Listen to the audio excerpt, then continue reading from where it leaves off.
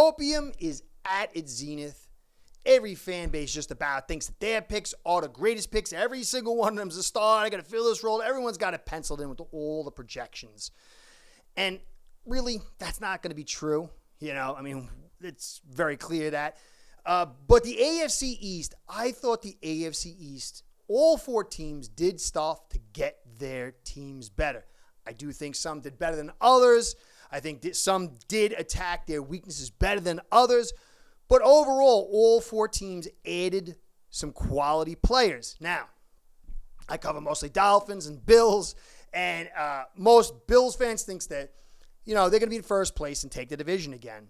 And then Dolphins fans, after what they did, coming in second place, making the postseason, kind of putting the Bills to the wall, they think they're going to be in first place. And, there's a few on either side that think the other franchise is not going to make the playoffs, but most are pretty secure on their own franchise's success. And I think there's a middle ground with the Jets about what Rodgers is really going to do. Some people think it's no big deal, ho-hum. Other people are like, no, I think this could be a quality addition, makes them really tough. Jets fans, I think, are also in the middle ground of like what they really got. But I think in all 3 franchises, Jets, Bills, and Dolphins, are pretty much all in agreement that the Patriots, they're going to suck and be 4th in the division. Now, I'm not so sure of that. I'm not saying anything, but I want to cover them with their draft today and what they did for their team and kind of give a little quick reflection on who they were last year. Because I think they're going to be tough. I think teams need to look out. I think they could shock. First place in the division, I don't know. But I think they could be second and force a team that you wouldn't, that really doesn't want to be at the bottom of the division, in the bottom of the division. Now, if the Patriots do indeed wet the bed and end up 4th, it could be the end of Bill Belichick. It could be the death of the monster, because Kraft might say no mas. But I've been saying for a few years, I don't think they're the greatest team, but I don't think they're dead. They kind of have a feeling with these last couple of drafts that have been exceptional that they're like that monster, like Freddy or Jason or Michael Myers. You're shooting the guy and he's falling down and he gets back up, and you shoot the guy and he falls down and gets back up, and you're like, I'm running out of bullets. Is this guy going to die, or is he going to come choke the life out of me? Now, the Patriots, they went to the playoffs. They got blown out, but they went to the playoffs first year with Mac. Stupid phone. And then the next year, they went 8-9. And then, Dolphin fans are high as a kite at 9-8. And they really dropped 2 or 3 games with the most ridiculous plays I'd ever seen. They could have easily been 10 or 11 wins. And so because everything's on the line, I think with Belichick, this could be a season where he dials in his best effort to get this team to the top. And this draft was a darn good one. So I think you got to know your enemy. I think if you want to really be serious about evaluating your team, hey, if you want to just go on opium, they're going to win. You could do that. And I see that. I think that's like a real popular thing now that I'm seeing. All you do is put a video up, is this guy drafted, he's the greatest ever, he's going to take us to the Super Bowl, and you get 1,000 hits, and everybody's like, yeah. But what's the accuracy rating of that? So I think that if you really want to be aware of where your team's at, you just got to know the division. Can't know every team you're playing on the schedule, but if you know your division, you know kind of where you are in that division, you got a great chance, because it's just about making a playoff. So going to cover the Patriots here. Thank you guys for stopping by. You're the best. I want to give you a shout out to Ace Bread, my sponsor, because without the 2 of you, this show ain't going down. Ace Bread's betting software is the premier white label platform for bookies to manage their players and grow their sportsbook operation. Click the link in the description below to get set up in minutes. Ask for the Curtis promo and get a special introductory discount. Okay, so last year, Patriots on offense gave up the 22nd most pressures, 28th. They were the 28th least blitzed. And so they were getting pressure with just 4-man fronts. And so clearly handling this pressure, fixing this pressure situation was critical. 15th most sacks, middle of the ground. 13 on target percentage. Mac was pretty accurate, but you might say, they got, a very short game, but they were 17th in intended air yards, which is a little below, middle pack, but still it's not like ultra short. So there is a little bit of accomplishment within that, considering the pressure that they had. Now, they're considered a running team, but the problem was they were 18th in yards before contact. Their offensive line wasn't giving much ground to the running backs to then make things happen. But the running backs, even though they didn't get much blocking for them, were 16th after contact. And as I've spoke with before, I've done a whole study on yards before contact. The more you get over that line of scrimmage, the lighter the guys tackling you get, and it helps increase the yards after contact. So this the 16th in yards after contact would grow dramatically every step of the yards before contact the offensive line gives them. But they clearly need to get better at run blocking. Then on defense, pass defense was 17th least amount of yards. So they were kind of, the year before, they were tops in the league in pass defense. They took a big step down. They gave up 27th most passing TDs. Now, the year before, in 2021, they were terrible in run stop. And then this year, they went up to 7th, and they gave up the least rushing TDs at first. So they went from good pass defense, bad in run defense, to pretty much poor in pass defense to good in run defense. If they can bring that in line together, this defense is going to be ferocious, because when you look, they were 4th in sacks, 7th in pressures, and they were in the middle of the pack as far as blitzing in order to generate that. That could be scary. And when you look at their draft, this need to get better in pass protect, this need to get better in run blocking, this need to get better pass defense and giving up pass touchdowns, it really was addressed. So if you go and you can see this big graphic I got here that I worked on, kind of keeping some of the annotations to a minimum. Bottom of the box, you can see their draft. They stacked up on offensive line, defensive backs, and some receivers to help out their pass game. Now, if you can see, I got the blue arrows here, and that kind of shows where there are some weaknesses. And I do believe they addressed it. The boxes to the side are the guys in the background that they have to help kind of see what you see here. I'm using PFF because it's the most expedient way to get things done. But Mills, he's really struggled last year. He had a terrible season. He was pretty good the year before and pretty good the year before that, but he was disastrous last year. But the addition of Gonzalez really helps that out. And then inside, they got Godshaw and Ukali or whatever his name is. They're kind of struggling with that. They got Barrymore there, but he needs to pick up on the run defense. But he's going into his third season. Then in the back, you can see they got really good safeties in Phillips and Duggar, even with McCourty gone. But they got Peppers, who played really well in the run game last year.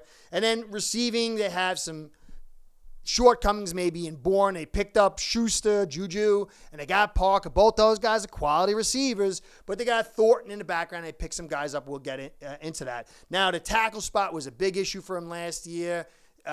They really struggled at. And they got Reef and McDermott, longer tooth guys who can fill that spot. They got two of them in case one of them goes down. And then they got a get out of jail free card in case if they want to move Amanu to the outside, which I'm not sure they're going to do that. But maybe when I take a look at their draft picks, it kind of indicates some real strong emphasis on big guards, which would indicate right guard. And then considering Amanu is there, you got to figure, are they going to walk away from him when his contract comes up or maybe move him someplace else? So anyway, and then Strange, they put the first-round pick on him. He struggled. He had started out good, but then a lot of struggles. It'll be very interesting to see what he does. And then obviously Jones. They didn't go and draft a quarterback for Jones, but I do believe that the surrounding talent, because he is a system quarterback, that picking up the system with O'Brien and these picks that I'm going to get to really, I think, buffs it up. And then obviously Stevenson, I love. I think the guy's phenomenal. And then picking up James Robinson is another good backup for him. So they're going to be able to hammer away and help mitigate the loss of Damian Harris. So when we get into their picks, you can see they got Gonzalez. I mean, it was a steal. He was considered the second or by some first best cornerback in this draft, mostly considered the second best. 4.38 40, 41.5 vertical, 11.1 broad jump, 14 bench, 6'1", almost 6'2", and 197. He's got the hips, he's got the twitch, he's versatile, can move all over the field, he's a tackler. His weakness is in man, though, but that's something you can develop.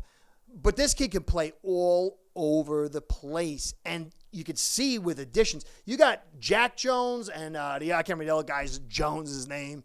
These guys are good corners. They can match up with these speedy guys. They can get up and play man on him. But Mills, he's going to have to get his game together. Maybe have a bounce-back season because Gonzalez is going to push him, and Gonzalez is huge depth. You're going to be able to play all kind of looks with this. And that suits Belichick, who's, no matter what you say about him, a brilliant defensive coordinator and strategician. So now on, they go in the second round, and Keon White. Keon White was, a lot of people thought he was going to go to back end of the first. To get him, this guy's 6'5", 285, whatever. I saw him run down the line on a fly with a running back and cover him, step by step. Guy put up, I think it was 34 vertical and 30 bench. He really is going to come in. He could play nickel and dime inside. He can help play outside, learn. This guy's a freak physically. So these two picks were really, really good, addressing some of the issues. Obviously, Keon they could stop the run. They could get after the quarterback, but this brings a little bit of depth. It wasn't as much a help for their weaknesses, but it definitely does give them a great roll of dice. But Gonzalez was a big help. Now, Marty Mapu, most people didn't think he would be drafted at this point. I didn't even know who the guy was. I'm not some great, draftnik, but 6'3", 217, and when you watch him play, he is really instinctual and really fluid. Not a linebacker, but he comes and fits that up front safety in the box, and I got a strong feeling with Duggar and Jabril and Phillips and Gonzalez and the Jones boys and Bentley and Tavai and Uche. They have so much athleticism, so many movement skills. They can press, they can drop, they can do mix-match zones. They're going to be able to do so much stuff to make it uncomfortable for offensive coordinators, and quarterbacks. I think this defense has a real chance to be a pain in the neck. And, they beat the Bills. And they took the Dolphins to the mat that first game. It was a terrible offense that kind of limited. This defense has the ability to be a good one. It's really going to come down to this offense. And I do believe offensive coordinators make a difference. McDaniel, he made all the world of difference. It was a night and day. I don't know if O'Brien's as good as McDaniel. I don't think so. I think McDaniel's got special on him. But I do think he is a step down a little bit, but he has as much experience. And I think he's going to make a difference. How much? It's going to come down to the Patriots' offensive line. And so in the mid-rounds, they went Jake Andrews. Some people are saying this is a developmental guy. He's got some issues, physical issues. He is not strong enough, a little bit of shorter arms. We'll see how that plays out. Developmental guy. And Patriots know how to draft offensive line pretty well. Then they got the Ryland, the kicker. Most people thought it was a good pick, except the trade up for it was a little weird. But he had 89 plus grade, and special teams are going to be critical with a defense running game. So Bill really was pressed. I think it shows he is pressed to win this season, where he went for him because a kicker was taken off the board.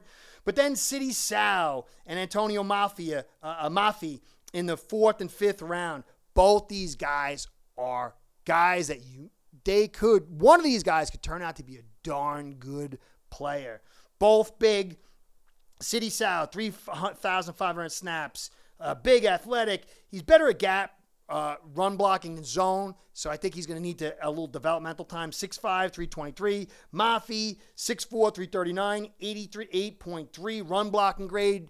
These guys are going to be big to move people, and this is the design of the Jets. More so the design of the Patriots, they're kind of similar to this old school physical, I'm going to punch you in the face look, which you got the Dolphins and the Bills are the finesse kind of guys, but they are clearly ready to punch people in the face.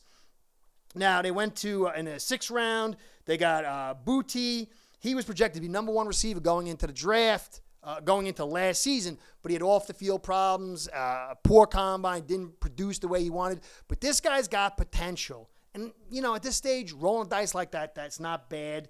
Not too big, 5'11", 195, but I think they're trying to get those guys that they used to have that find the holes in the zones.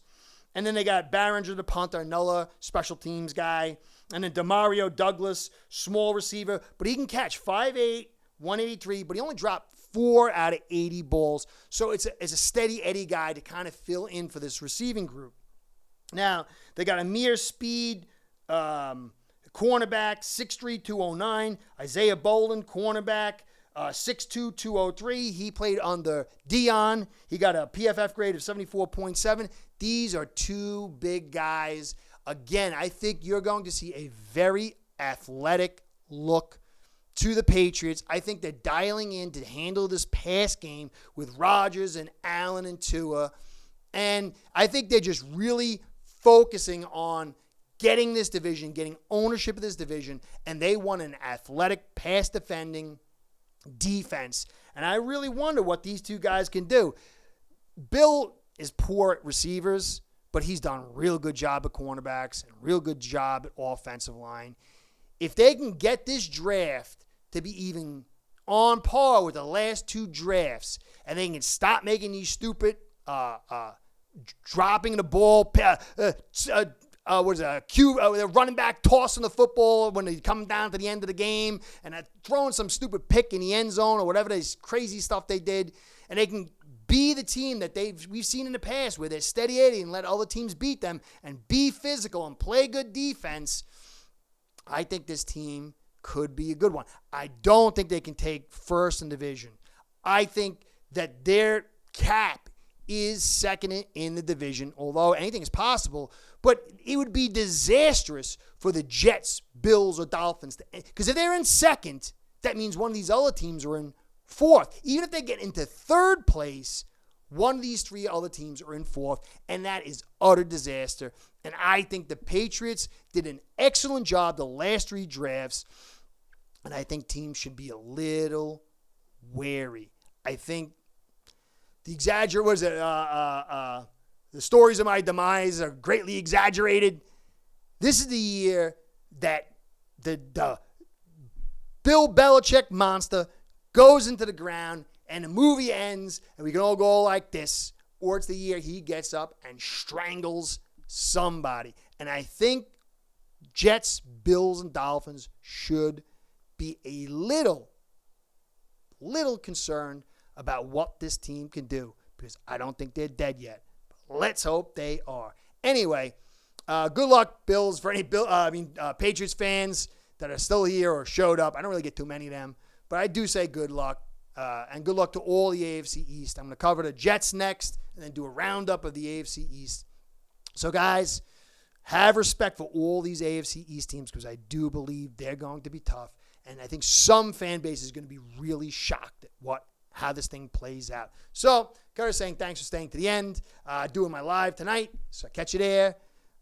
Be well. See you soon. Start building your own online sports book today by getting signed up with aceperhead.com service that'll allow you to book action on sports from all around the world.